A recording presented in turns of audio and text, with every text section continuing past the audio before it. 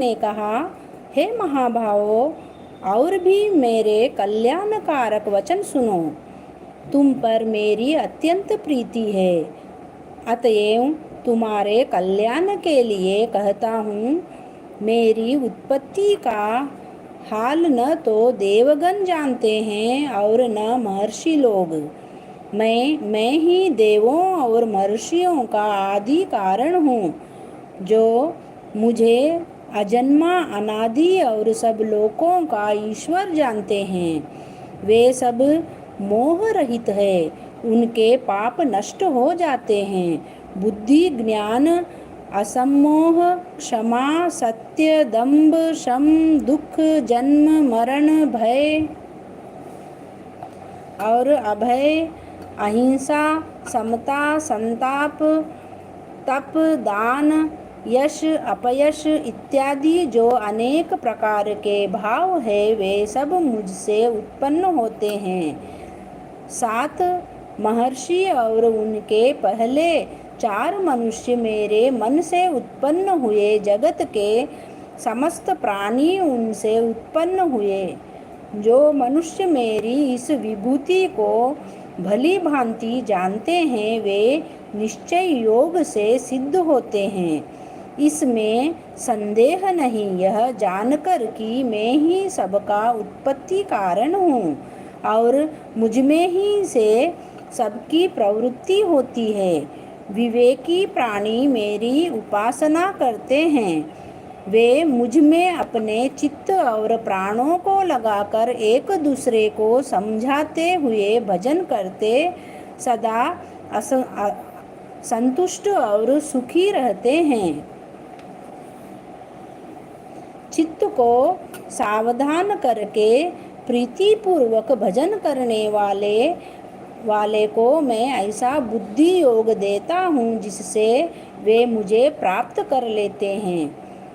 उन पर अनुग्रह करके मैं उनकी बुद्धि में स्थित हो देदीप्यमान ज्ञान से अज्ञान मूलक संसारी अंधकार का नाश करता हूँ।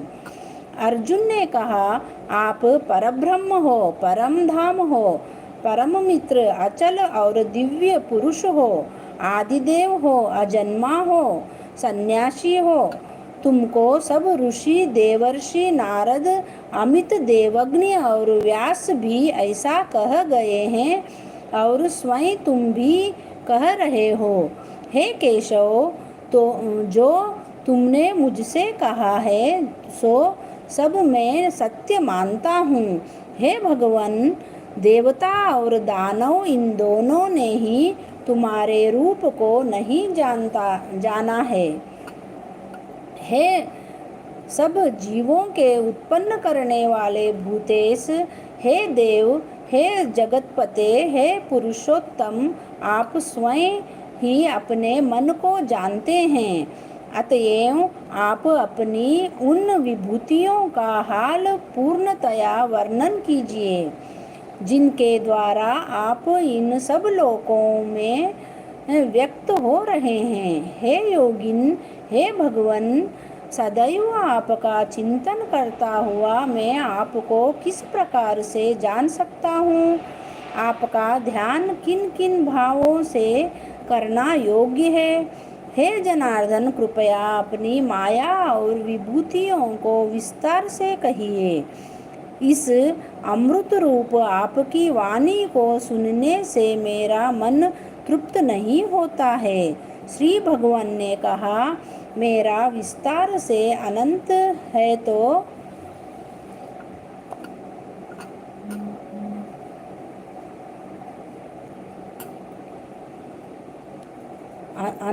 तो भी मुख्य मुख्य विभूतियों को मैं तुम्हें सुनाता हूँ।